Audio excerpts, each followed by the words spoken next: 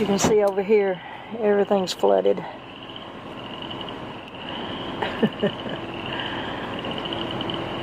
So it looks like he's going to unload this machine off of his truck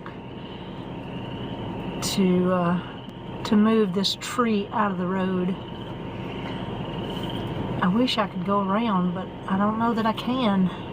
Okay, he's unloaded his little tractor here and he's fixing to move this tree out of the road for us.